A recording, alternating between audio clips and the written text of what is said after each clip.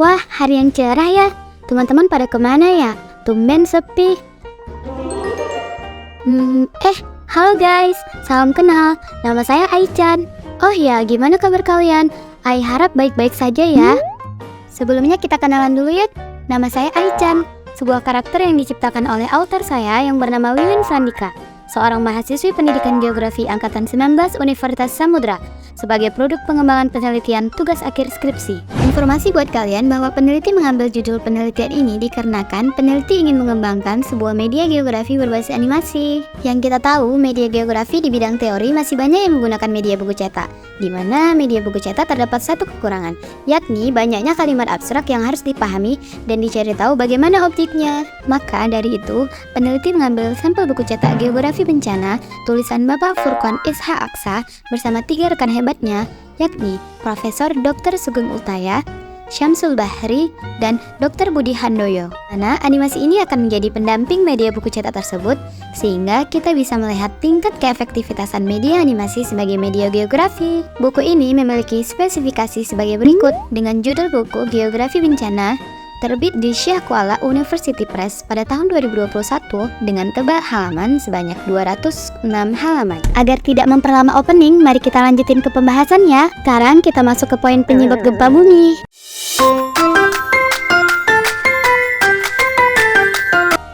Kemarin ketika bermain, Ayumi-chan mengatakan bahwa ada beberapa peristiwa bencana alam yang sering terjadi di bumi. Salah satunya adalah gempa bumi yang pernah terjadi di Haiti pada tahun 2010 yang menelan korban sebanyak 200.000 jiwa. Wah, sangat mengerikan ya. Ai jadi takut. Sahabat geografi, apakah kalian pernah merasakan bencana gempa bumi di daerah kalian? Ai penasaran bagaimana kejadian tersebut, sebab Ai belum pernah merasakannya. Tolong, apakah ini yang dimaksud gempa bumi oleh Ayumi-chan? Sebenarnya kejadian apa ini? Apa saja ya penyebabnya? Dan bagaimana cara menanggulanginya? Apakah teman-teman bisa menjelaskannya kepada Ai? Hai, itu Ayumi. Ayumi, bisakah jelaskan kepada Ai kejadian apa ini? Halo Ai. Ai masih ingat tidak dengan apa yang Ayumi ceritakan kemarin tentang gempa bumi? Oh, yang kemarin. Masih Ayumi tentang gempa bumi di Haiti, bukan? Nah, benar sekali. Bencana yang terjadi saat ini bisa disebut dengan bencana gempa bumi, di mana gempa bumi sendiri adalah guncangan permukaan bumi yang disebabkan oleh pergeseran lempeng. Seperti yang kita tahu, bahwa gempa bumi adalah pergerakan lempeng yang dapat menyebabkan guncangan. Sahabat geografi pasti sudah tahu bukan, bahwa bumi memiliki lapisan bumi. Apakah ada yang bisa menjelaskan apa saja lapisan bumi tersebut? Baiklah, di sini Ayumi akan memaparkan bahwa ada 4 lapisan bumi, yakni inti dalam, inti luar, mantel, dan kerak bumi. Dan lapisan kerak bumi bagian atas itu tidak semuanya menyatu loh. Mereka berbentuk seperti puzzle yang menutupi permukaan bumi dan disebut sebagai lempeng tektonik. Berikut ini adalah bentuk lempeng tektonik, dan kamu harus tahu bahwa akibat dari adanya rotasi bumi, lempeng-lempeng tersebut saling bergerak dan pergerakan lempeng tersebut membentuk batas lempeng. Nah, kalian pasti sudah pernah dengar mengenai batas konvergen, batas divergen, dan batas transform. Nah, informasi buat kalian bahwa batas transform membentuk sesar atau patahan yang terbentuk akibat pergeseran antara dua lempeng, dan batas pertemuannya adalah super gempa bumi paling banyak dan dahsyat. Dan batas divergen terbentuk karena adanya gaya tarik-menarik yang menyebabkan naiknya magma ke permukaan sehingga membentuk lava. Dan terakhir adalah batas konvergen, terbentuk jika salah satu lempeng menyusup ke dalam perut bumi, sedangkan lempeng yang lainnya terangkat. Dan batas keduanya disebut dengan zona subduksi. Baiklah teman-teman, di sini Ai dan Ayumi akan membahas 5 poin pokok materi gempa bumi pada buku Geografi Bencana. Dan yang sedang kalian lihat ini adalah Ring of Fire, di mana biasa disebut dengan cincin api, yang merupakan titik-titik sumber gempa bumi paling besar dan dahsyat. Lihatlah peta berikut yang merupakan peta sejarah kejadian gempa bumi. Dampak dari kejadian gempa bumi dapat dipengaruhi dari beberapa faktor seperti kedalaman gempa bumi, kondisi geologi yang merupakan jarah dari sumber gempa bumi, jalur seismik, jenis tanah, kejenuhan air tanah, kualitas konstruksi bangunan, serta kesiapsiagaan masyarakat. Dan kamu harus tahu bahwa semakin dekat sumber gempa bumi dengan pemukiman warga, maka dampak yang diterima pun semakin besar. Goncangannya pun akan semakin besar jika air tanah yang jenuh dan jenis tanah yang tidak kompak menyatu. Sedihnya, jika air jenuh dan jenis tanah yang tidak kompak menyatu, maka kerusakan yang dialami akan semakin besar. Rumah-rumah akan beruntuhan, bahkan bisa menyebabkan longsor. Sekarang kita masuk ke poin bahaya gempa bumi ya. Bahaya gempa bumi dapat diukur dengan metode Probabilistic Seismic Hazard Analysis atau yang biasa disebut dengan PSHA. Tahukah kalian apa itu? PSHA adalah metode analisis bahaya probabilitas atau kemungkinan gempa bumi dengan menggabungkan 3 data, yakni magnitude, lokasi, dan waktu kejadian. PSHA dilakukan dengan 3 tahap loh, yakni yang pertama, identifikasi dan karakterisasi sumber gempa bumi. Zona gempa bumi dapat dilihat pada data USGS atau Unit States Geological Survey, dan sumber gempa bumi hanya ada 2, yakni patahan dan sesar. Lalu yang kedua, menghitung parameter seismik untuk setiap gempa bumi. Dan yang terakhir, menghitung probabilitas magnitude.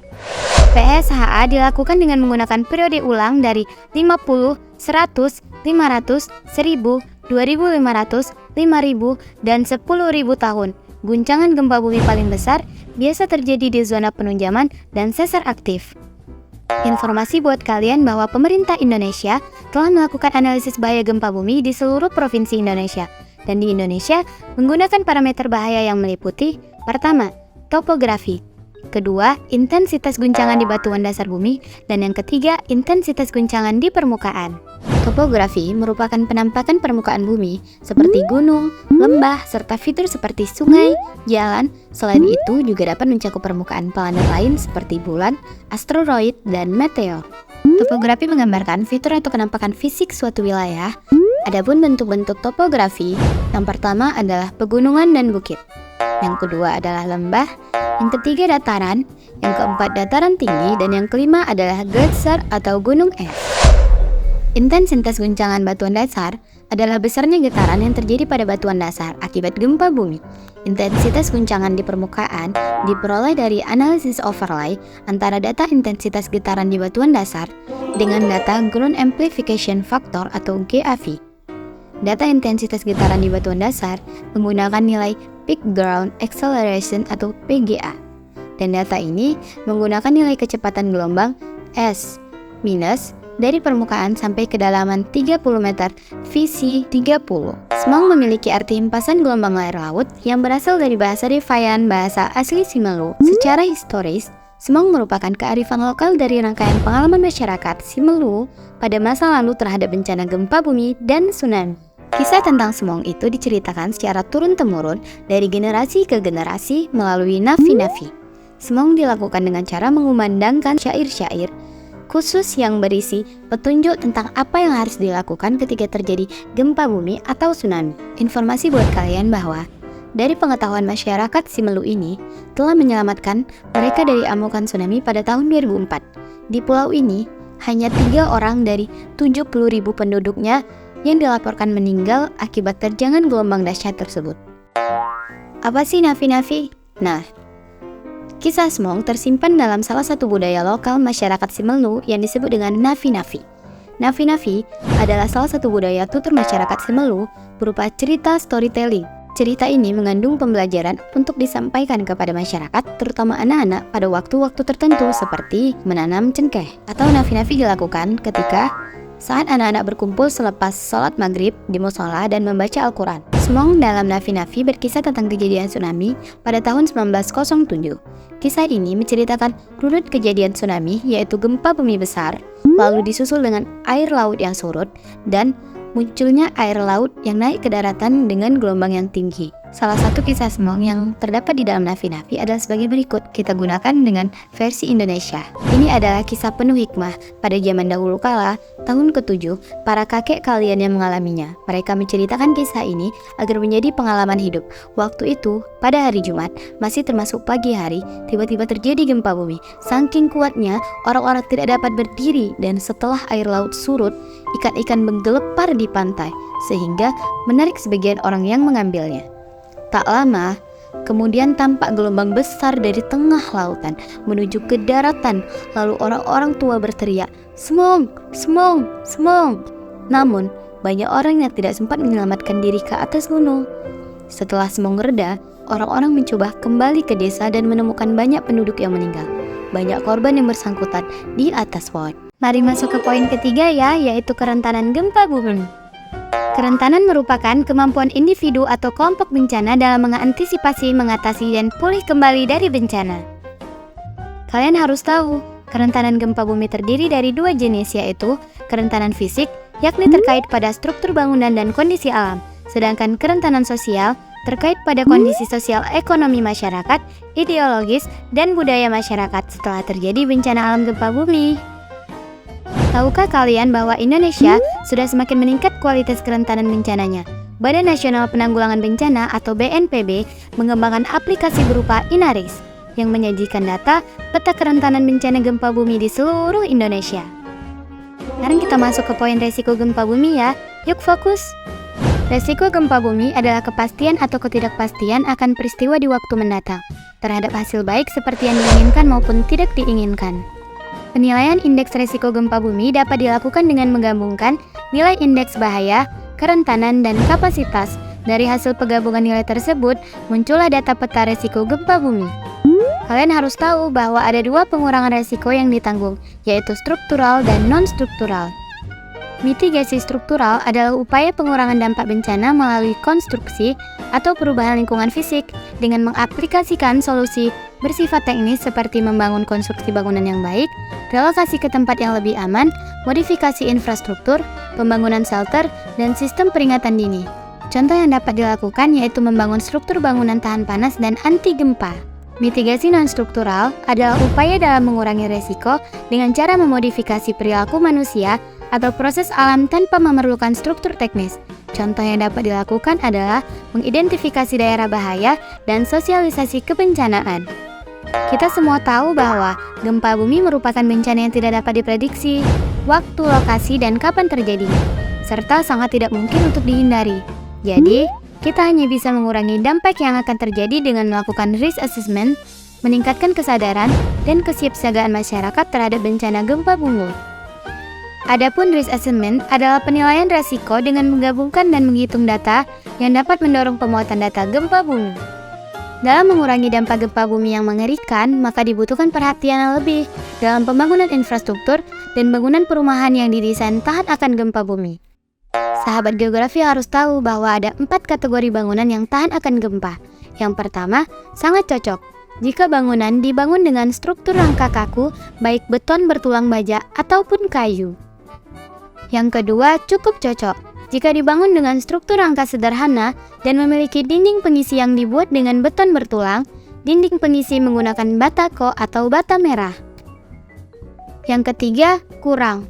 Jika dibangun dengan menggunakan struktur dinding pemikul dengan batu bata merah tanpa perkuat, tetapi memiliki rolek horizontal, yakni pondasi sederhana tanpa fungsi penyalur beban. Dan yang keempat, tidak cocok. Jika dibangun dengan struktur dinding pemikul yang menggunakan batu bata merah tanpa perkuatan, batako tanpa tulangan, dan pemasakan batu kali. Ada pemahaman lain yang harus kita tekuni lagi selain infrastruktur bangunan, yaitu pemberian pendidikan mengenai bencana alam gempa bumi agar meningkatkan kesiapsiagaan dan kesadaran masyarakat bisa dilakukan dengan pendidikan formal ataupun informal. Kesadaran dapat ditingkatkan jika manusia diberikan fakta tentang resiko bencana di wilayahnya. Lalu, akan muncul kekhawatiran yang akan meningkatkan ketika frekuensi kejadian semakin tinggi. Lalu, secara tidak sadar, maka kesiapsiagaan masyarakat akan meningkat dan mereka akan lebih waspada sebelum, sesaat, dan setelah terjadi bencana. Nah, Ai dan teman-teman setelah menyimak penjelasan Ayumi mengenai beberapa poin tadi, pasti jadi paham kan apa-apa saja yang bisa dilakukan sebagai bentuk mitigasi bencana. Ayumi akan memberi kalian waktu berpikir 5 menit untuk memikirkan mitigasi bencana sebelum, sesaat, dan sesudah bencana. Annoying shift later, 2 very boring minutes later, lot of boring math later, 24 hours later, 1 week later, 1 long angry line later, 72 hours later, the following Thursday, 5 minutes later, 24 hours later. Baiklah, di sini Ayumi akan menambahkan beberapa mitigasi bencana. Ketika sebelum terjadi gempa bumi, maka kita harus membuat rencana darurat untuk penyelamatan diri apabila terjadi gempa bumi. Lalu, melakukan latihan menghadapi runtuhan gempa bumi dan memperhatikan peta kawasan bahaya gempa bumi serta membangun konstruksi bangunan yang tahan akan guncangan gempa bumi. Ketika terjadi gempa, maka kita harus mencabut dan mematikan semua peralatan yang menggunakan listrik untuk mencegah kebakaran. Berlari ke lapangan, menggunakan tangga darurat ketika di ruangan tinggi, dan ikuti instruktur evakuasi dari pihak berwenang.